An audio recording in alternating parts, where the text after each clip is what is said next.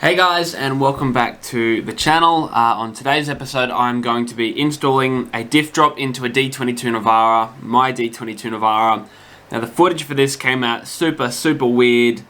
I am going to be redoing a lot of the filming that wasn't kind of done on hand on the installation, just because a lot of it was jumbled up. It made a bit of a mishmash of it, so I'm going to do my best to keep it in some kind of chronological order. But I need you guys to bear with me, and we'll get through this and you'll get your diff drop done. Let's get rolling. So in the box that your diff drop comes in, if you've got the same diff drop as me, obviously it's going to be relatively the same. If you've got the PSR one, I have the Roadsafe diff drop kit. It's going to be most of the same things, but a little bit different. So in my kit came the diff drop itself, the big black cross member. It came with about seven screws and washers. Now 4 of those go on top of the cross member, which are for the mounts, the big rubber bushings that hold the diff in. And the 3 left over go on the bottom if you've got a stock bash plate. Now even if you don't have the stock bash plate on, or if you don't have any bash plate, I'd recommend to put the holes in, because if you ever want to put the bash plate in, you don't want those holes to get full up with mud, so that if you want to put something on later, you can. So I mentioned you get the bushings as well, the big black offset bushings, and you'll get 4 of those, but 2 will be different. So you'll get 2 types of 2 different bushings.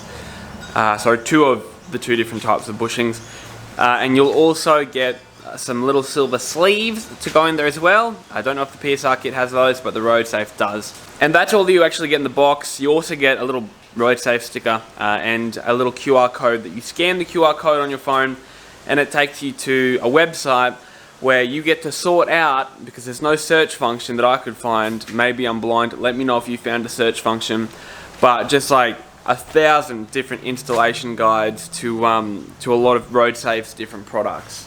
So I just sort my ass through that.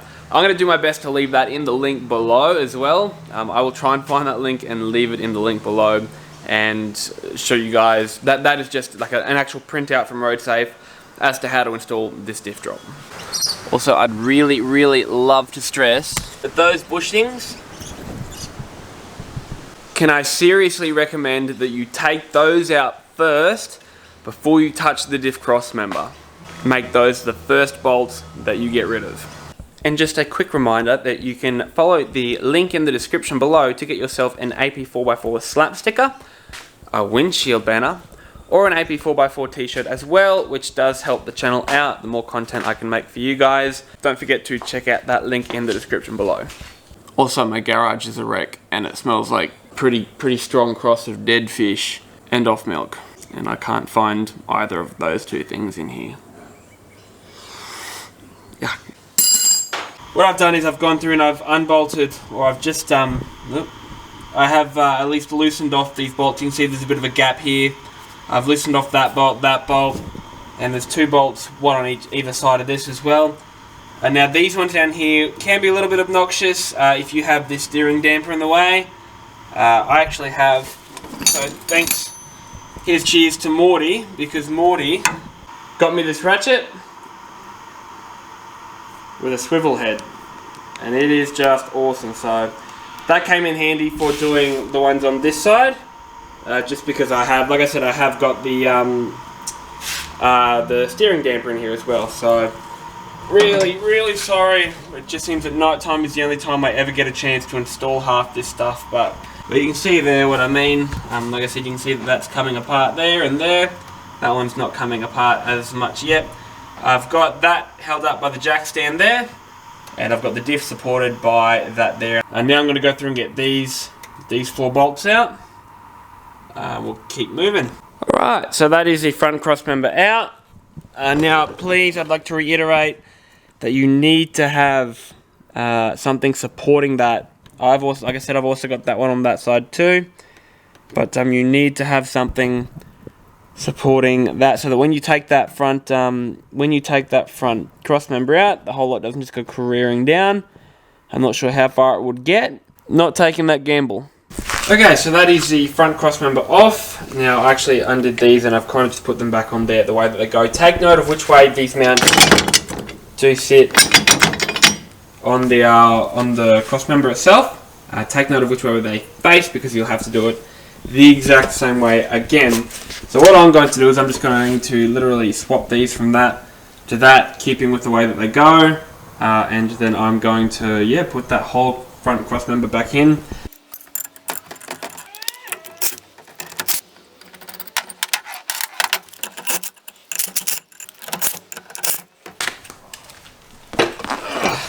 And I've also taken off my external mic for the camera for a little light. I've decided that lighting for this is going to be more important than the audio, but one day I'll get both, I swear, when I'm not so disorganized. Update, the front cross member is back in with the new one. But these here are still all in loose. The diff is resting down on this new cross member, but not bolted in here in these mounts. I am going to wait until I fix the back end up before I tighten those up, as I think I need a little more leverage on the back side of it to push it back into alignment a little bit now that it's dropped down a little bit. So let's have a look at what we need to do in the back section. You're going to help with the diff drop, buddy.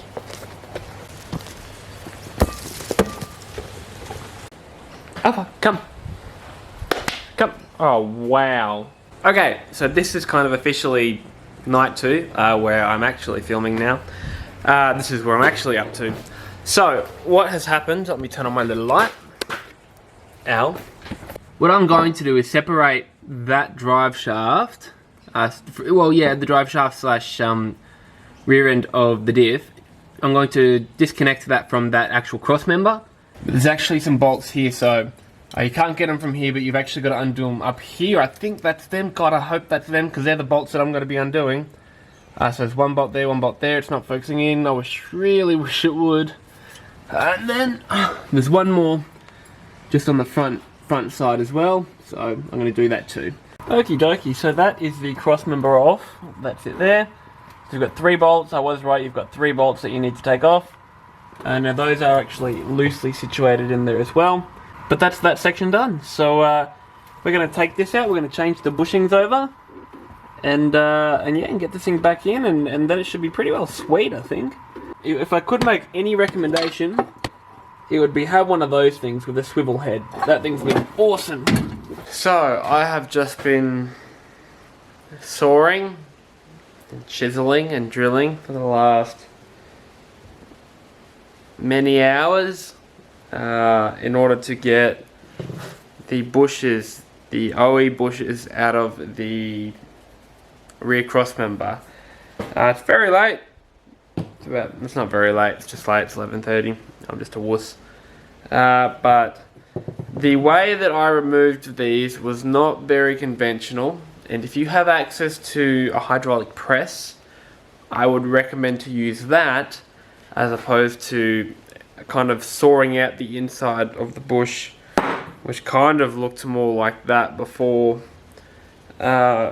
using a saw and a knife to kind of cut my way through, and then actually cutting that little metal ring around it. Now for that I used a hacksaw, and there's a couple of cut marks on the actual housing itself. Nothing drastic, nothing that's leaving me concerned.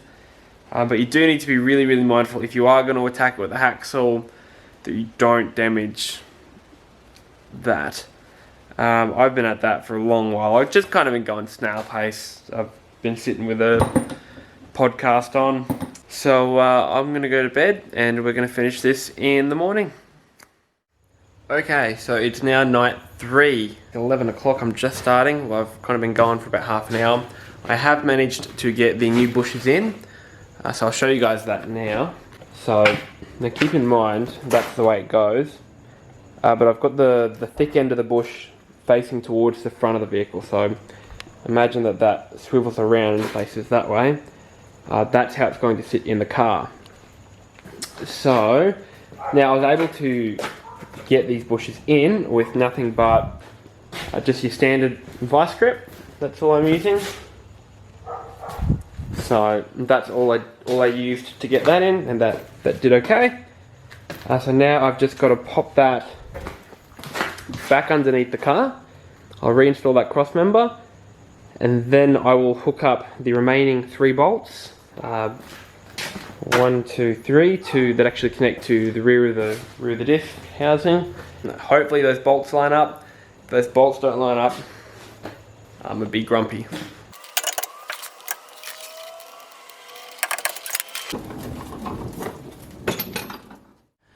So, this is night number 4 working on the car, on the diff drop, and it all went really well, and that's strange. It's all done, there's nothing left to go wrong. Weird. That moment of panic when I'm like, something is gonna go wrong and it's gonna be terrible. Alrighty, so you can see there that is back in, that's one side of the cross member. And that is the other side up there. Got the new bolts on. I'll pop the bash plate back over the top. Apparently I can fit a normal bash plate, I just have to space out the front. But that's it, that's the big cross member there. Got my fingerprints all along it. I'm going to take that one bolt out that's not going in, and I'll retrace the thread. There's a little FYI for your Roadsafe. Run your threads properly. I might actually leave the bolt in there so it doesn't fill up with dirt, mud and kind of road grime. So I might actually leave that bolt in there for now.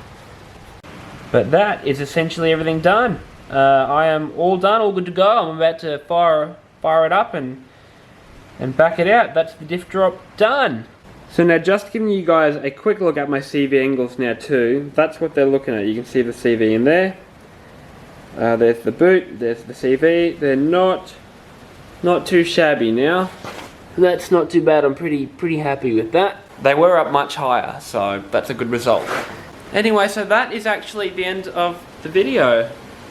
Weird that it went that well at the end, but anyway, thank you for watching the video. There's a couple more things regarding my suspension to follow this. I've got extended brake lines that I need to put in, shortened bump stops and airbags before my 3-inch lift is complete, and I'm happy with it. And then I'm going to leave it alone and hopefully never touch it again. But that's what is to come for suspension, which will be relatively immediately. There'll be some diff breathers and whatnot soon too. I want to get all that sorted. But don't forget, if you did like this video, please hit the subscribe button. Don't forget to hit the bell button. You'll get a notification every time I post a video. Don't forget to follow me on YouTube, Instagram, Facebook, and I'll throw my Snapchat in the link below as well. You can head to my website, you can get some shirts, you can get some stickers, whatever floats your goat.